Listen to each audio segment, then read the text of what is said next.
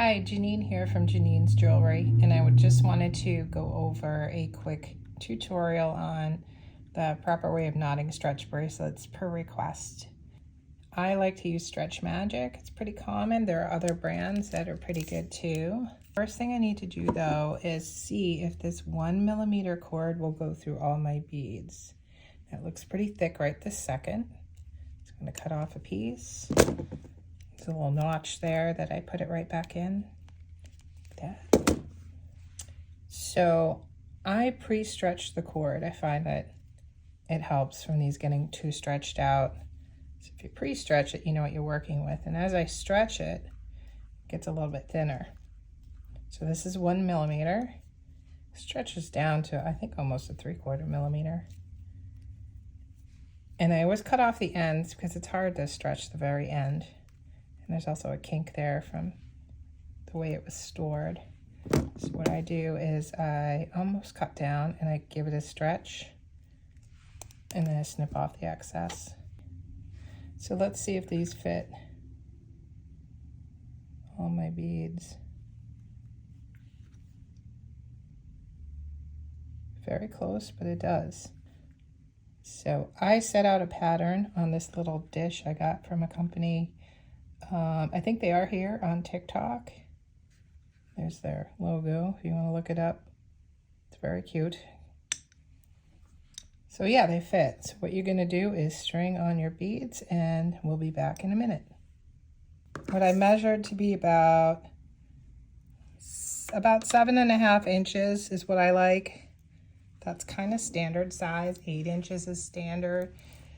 6.5 to 7 for smaller wrists. It's up to you what you'd like to do, what you normally do for wrist size, but this one right here is 7.5. So I'm going to knot it now. I'm going to give it a couple good stretches, holding on to the beads at the end. And then I'm going to do an overhand knot right here. I'm going to gently get those two beads together. And I'm going to put my forefinger right here to pull tension, pull it tight.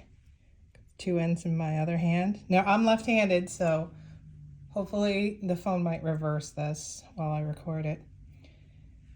And I'm going to take the tail, fold it over the other one once. Take that tail again, fold it back over again, twice. So my knot looks kind of like this. Now, if I just pull it down like this, it's going to be loose. So you got to position your hand, your finger down here to give it tension. So as I'm pulling, I'm going to pull out my finger out of the way, just kind of guide the knot down. Okay, I'm going to show you. It's kind of hard to explain for me, but it basically is like a surgeon's knot or overhand knot. And I basically put the tail in twice. So I'm going to do a knot.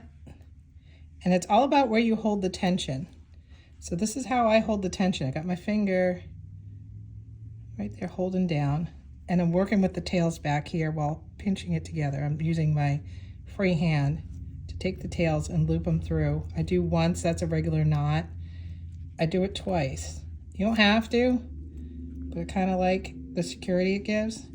And it's all about the tension as you bring the knot down. As it twists around, you just kind of finagle and feel what you feel comfortable with. As I tie my knot tails, I pull a couple yanks. Now, sometimes when you do this, it'll unravel. You do it again, but it seemed to work this time. It has a lot to do with pulling tension and pre-stretching. I'm going to do one more knot. You can take the tail and wrap it twice. I'm just going to do it once. So we're just doing an overhand knot. Again, but I don't need to have my finger down here to hold tension because it's already tight. Pull. Pull. See? Came undone. So what I usually do is do one more. Okay, let's test it. Did it come undone? No. Sometimes it works, sometimes it doesn't. It's all about trial and error. And a couple other things I do. I will clip it close to the knot, as close as I can get without cutting the knot. Another test pull.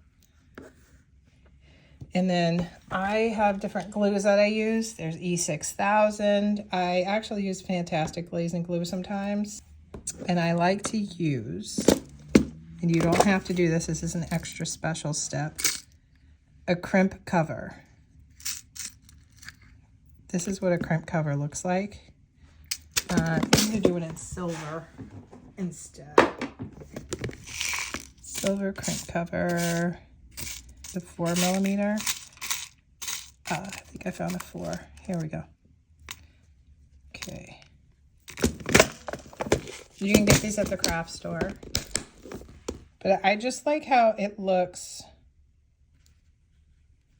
as compared to just a clunky knot. Sometimes you can pull your knots through the bead next to it if the hole is large enough. What I do is I hold it so it's open. I put a little drop of glue in there.